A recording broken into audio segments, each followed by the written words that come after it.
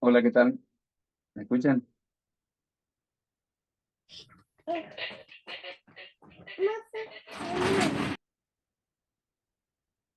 Bueno, me están escuchando, ¿no?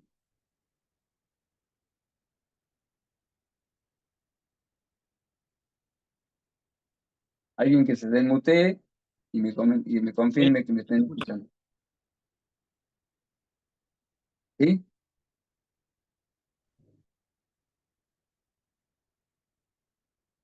A ver, Miguel Escobar, por favor, desmuteese y confírmeme que me está escuchando.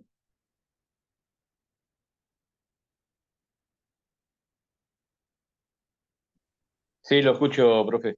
¿Qué tal? ¿Cómo está? Perfecto. ¿Qué tal? ¿Cómo está?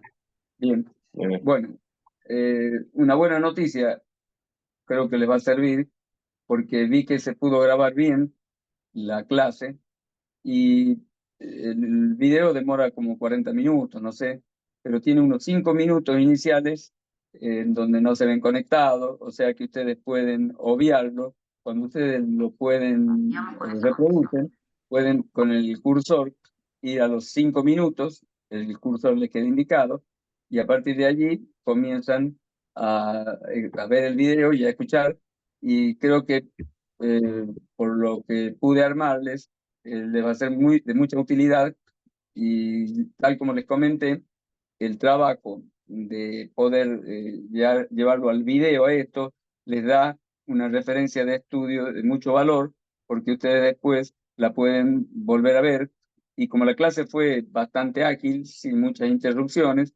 creo que es algo dinámico y útil para usarlo como material de estudio. Después lo voy a subir al Classroom, al video. Bueno, estábamos, voy a ir al punto donde estaba.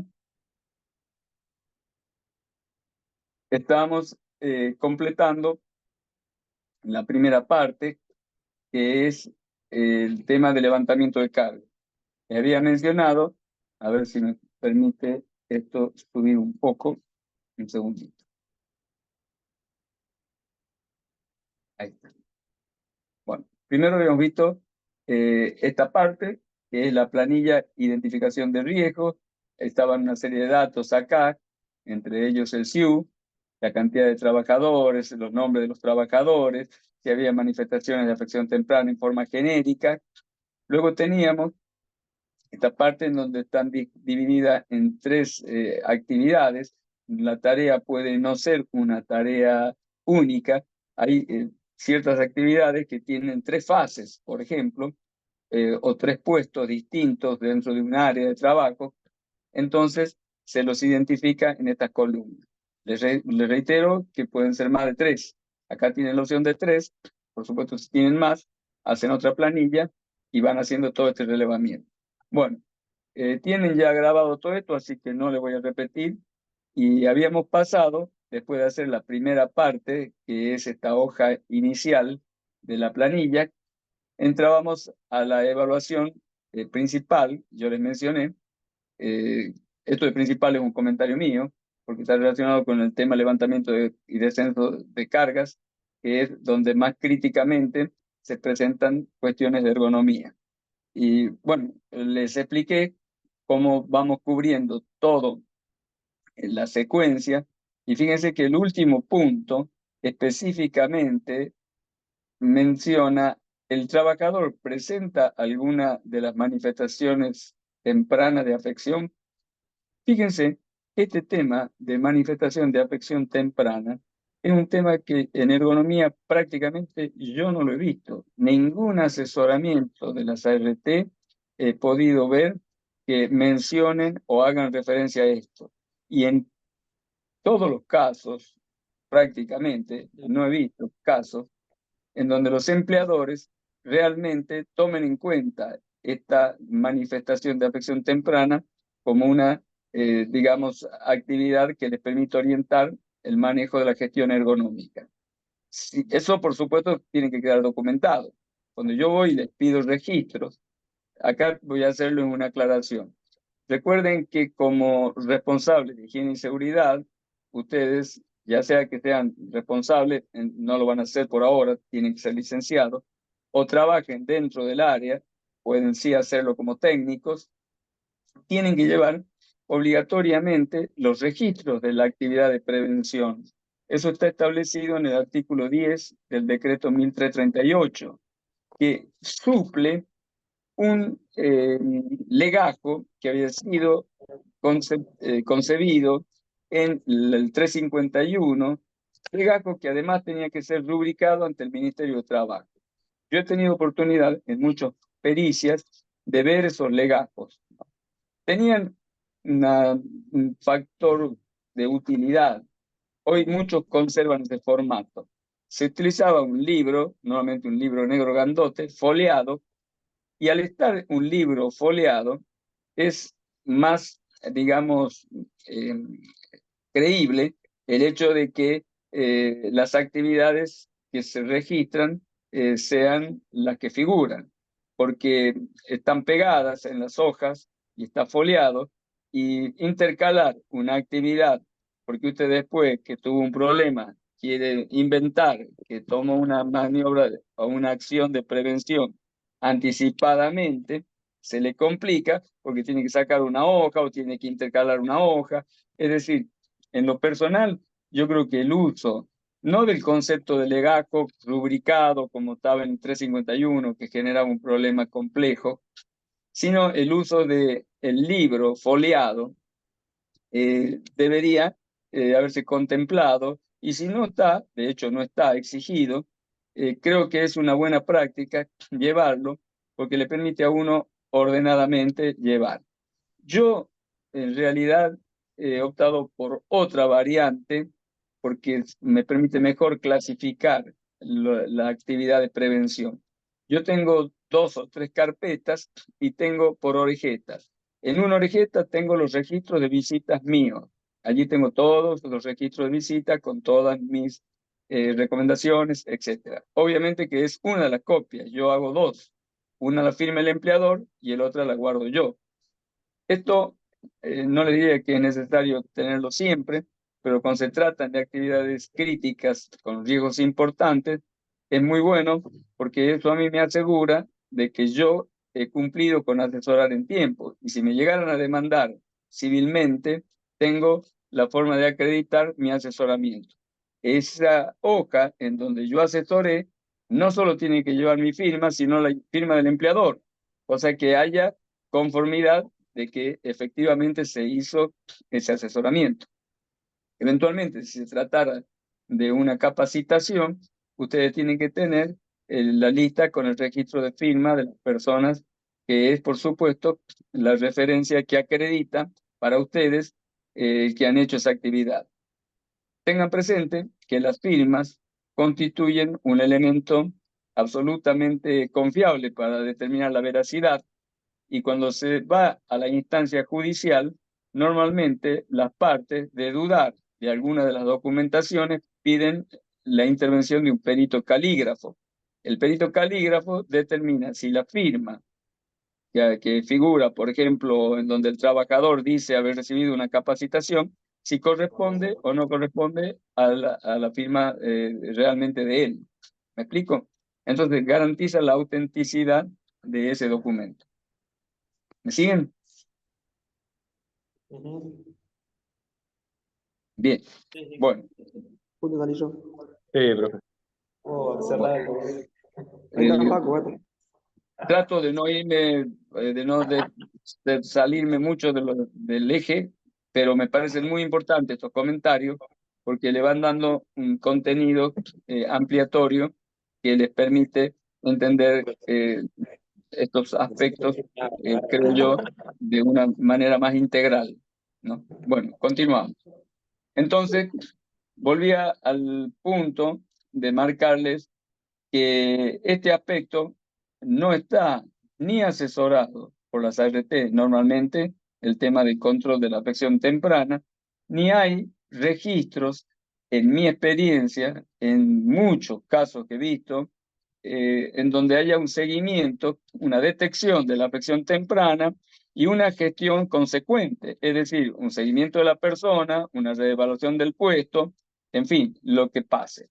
Mire, me han tocado casos de personas que han terminado con serios problemas, por ejemplo, de columna, con intervenciones, con colocaciones de elementos metálicos en la columna, en fin, me tocó en el caso de Diario Crónica y otros también, y no pude ver en ningún registro algún control de una afección temprana. Imagínense cuando ya se llegó a una intervención de columna con prótesis y toda una serie de cosas, es porque se pasó toda una cantidad de estadios de la enfermedad que podría perfectamente haber sido detectada y haber gestionado algo en esa dirección. ¿Se entiende esto? Sí, sí, profe.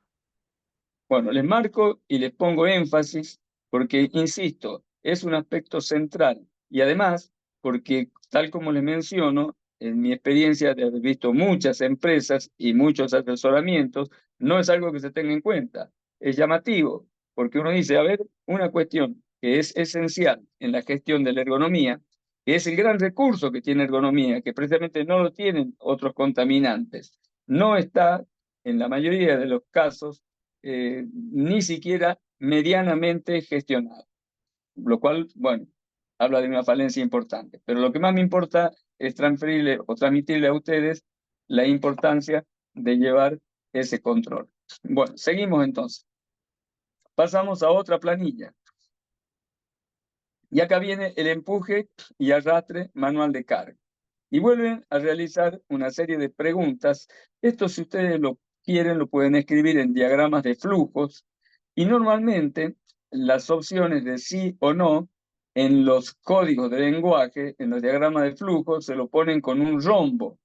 Y en el rombo se pone sí o no. Si sale por sí, sale por una punta del rombo, y si sale por no, sale por la otra punta.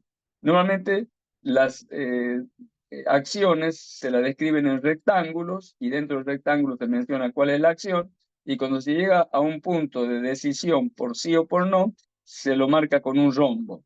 Estos son los famosos diagramas de flujo que son muy aplicables, y esto mismo se podría haberlo expuesto en un diagrama de flujo.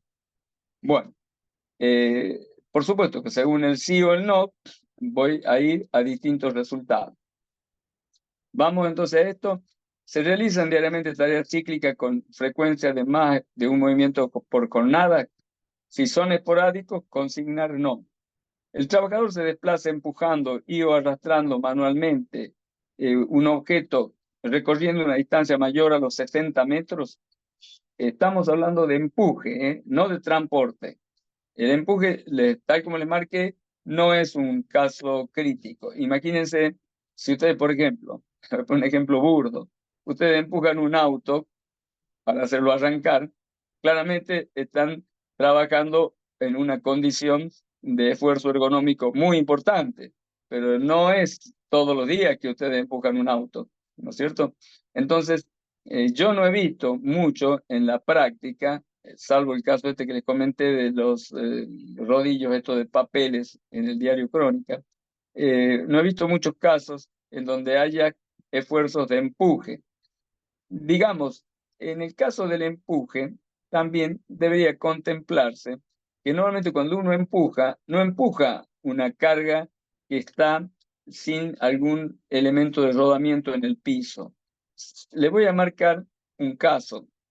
No sé si ya lo tratamos en clase, no recuerdo, creo que sí, el caso de el accidente en Las Manos, que ocurrió en un frigorífico, en donde trasladaban carros, se llaman jaulas, en donde se incorporaban una gran cantidad de moldes, con, por ejemplo, jamón o paleta, y se las cargaban dentro de la jaula y se los llevaban a los lugares de enfriamiento, ¿no? A las cámaras de frío.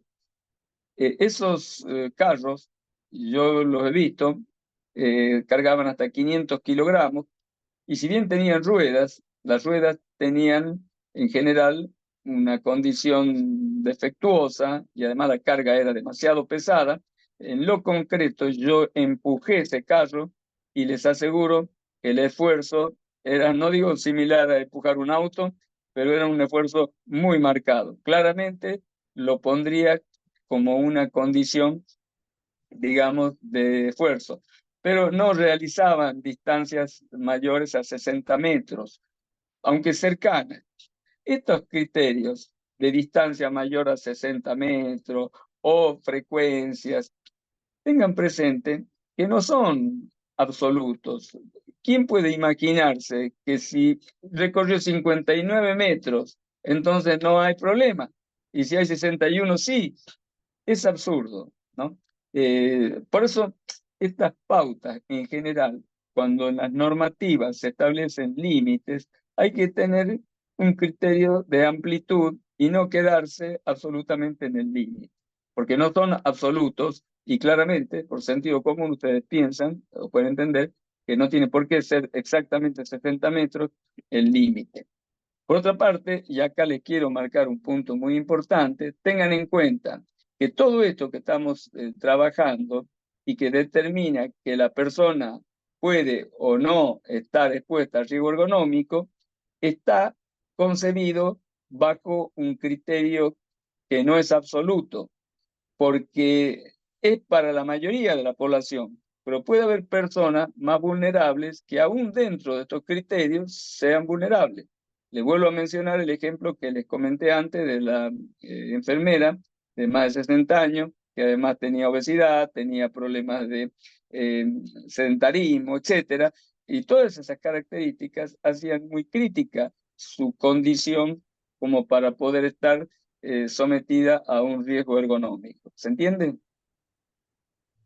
Les marco estos dos aspectos, el tema de los límites y esta cuestión que no son absolutos, y a su vez esta cuestión de que hay personas vulnerables, para que no vayan a pensar, después le voy a marcar el ejemplo del caso de la pericia que me tocó, que cuando nosotros entramos en la parte verde o en la parte amarilla o en la parte roja de esto, estamos salvados o estamos en grandes problemas. No, no existe esa división tan absoluta. ¿Se entiende?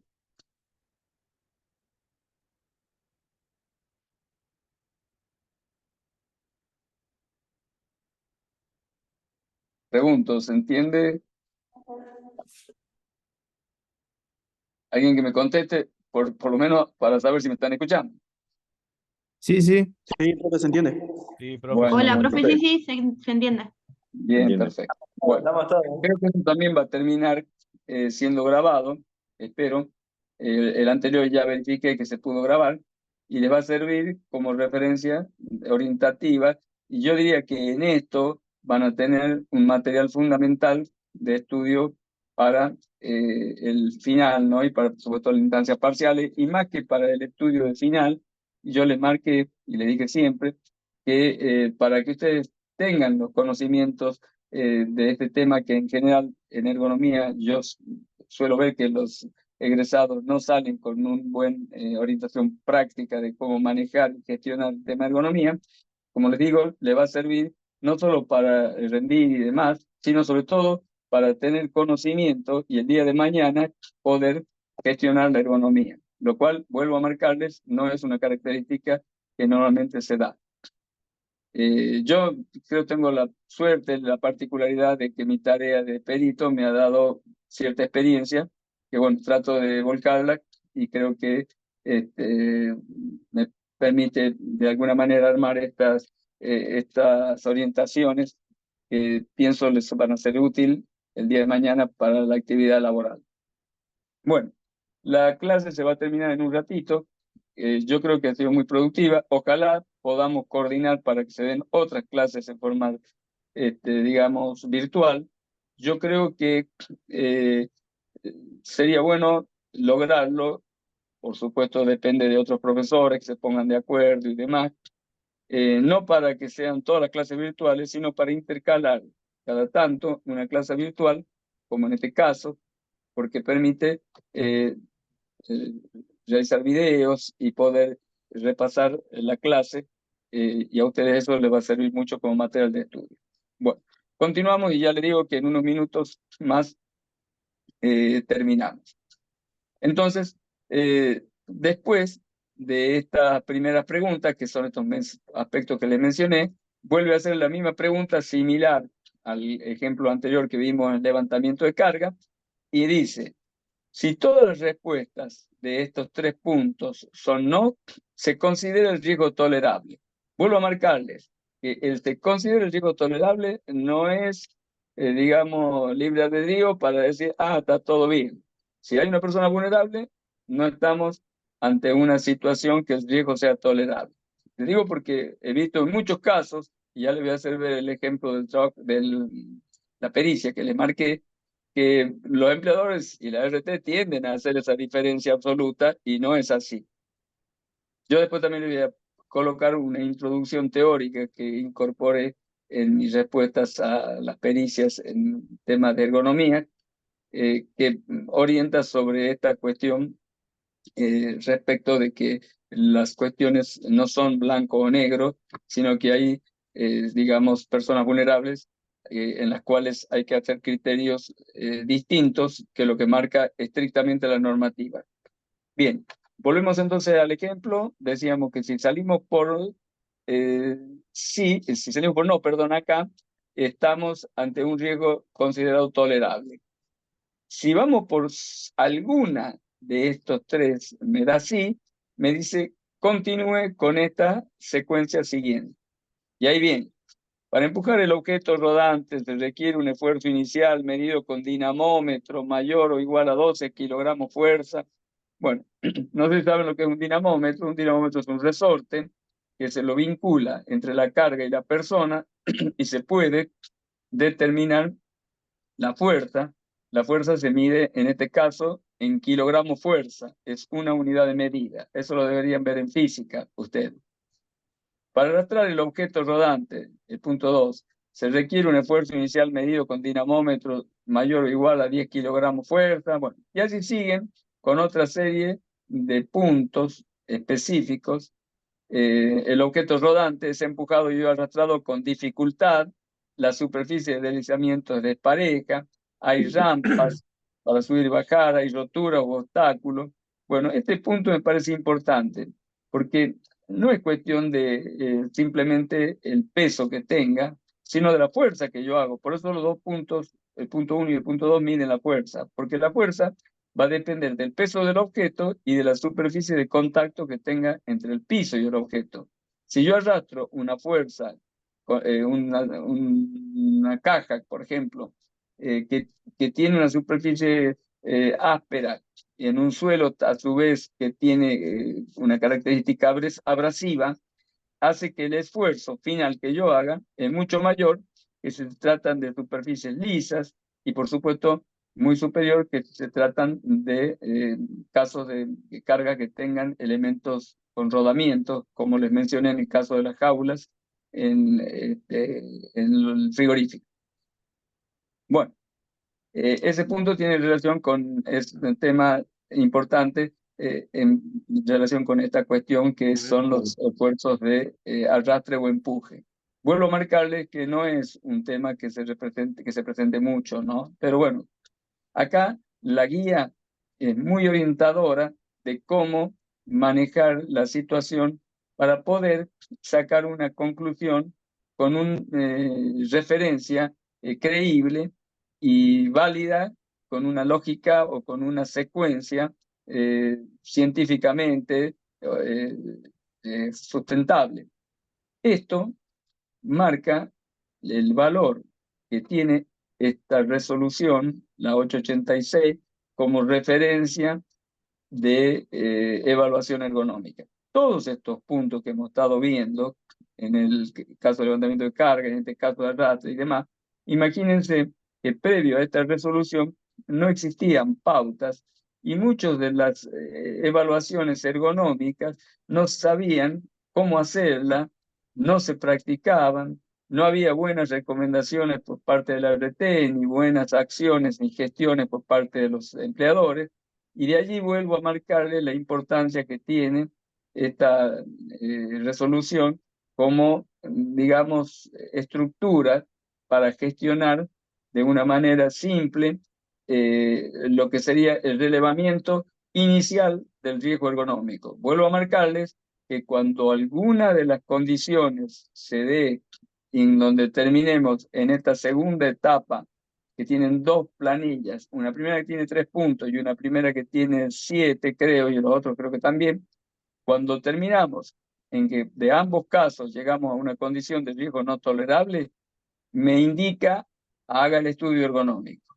No es la resolución esta una ayuda para resolver ergonómicamente el problema. Es una ayuda para detectar la condición de riesgo ergonómico. Si llego a salir después de cumplir esta segunda, es decir, si los 3 puntos estos me llevan a cumplir los 7 pasos siguientes, y si de los 7 pasos siguientes, fíjense lo que dicen, si todas las respuestas son no, se presume que el riesgo es tolerable. Ahí estoy tranquilo, pero igual sigo atento a las manifestaciones de afección temprana. Ahora, si alguna respuesta es sí, el empleador no puede presumir que el riesgo sea tolerable y por lo tanto se debe realizar una evaluación de riesgo ergonómico, es decir, se debe hacer un estudio ergonómico.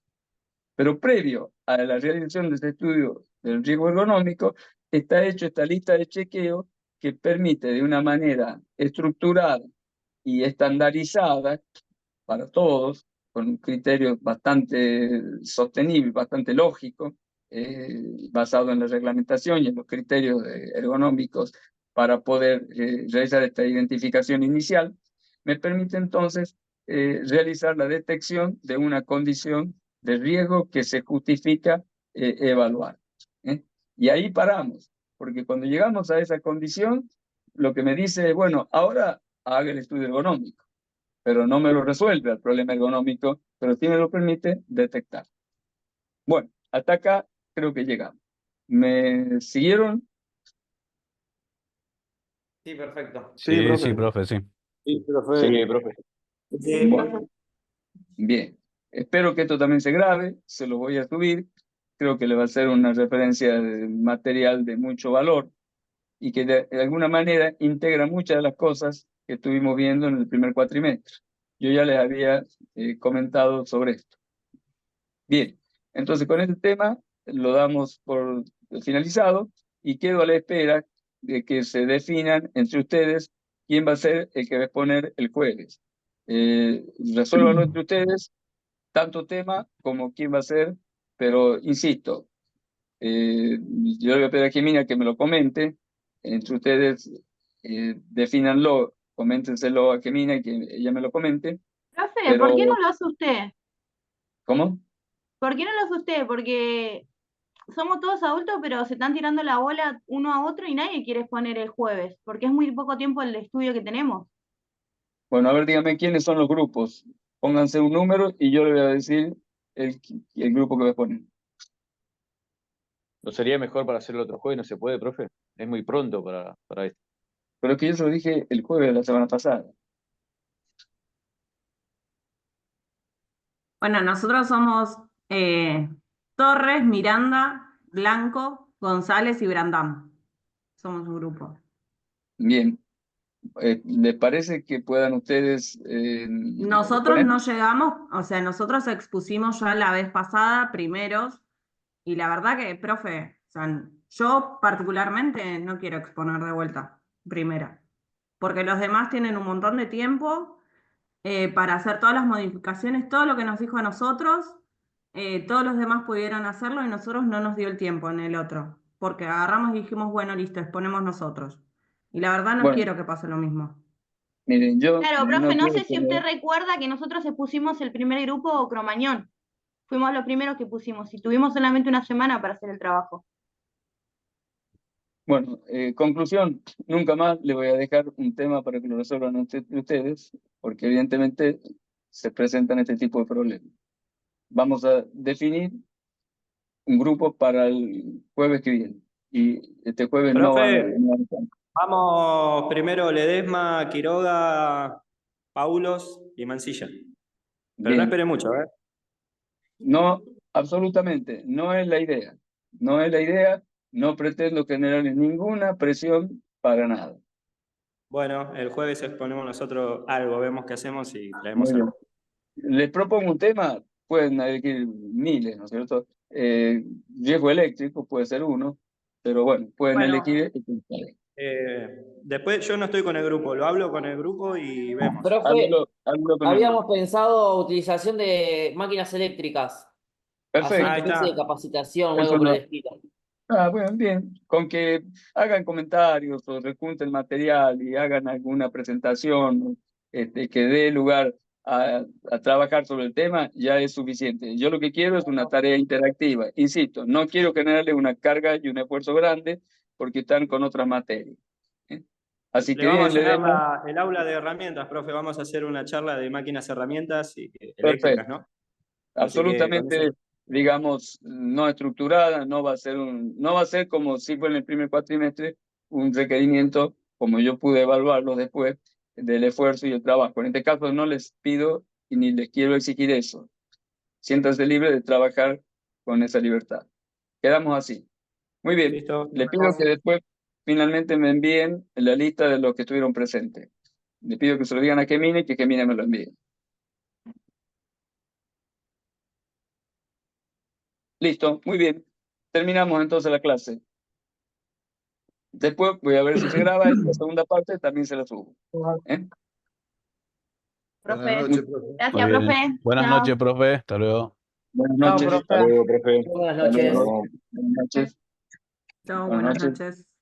¿Alguien tiene alguna cuestión? No, no, listo, se terminó. Bien.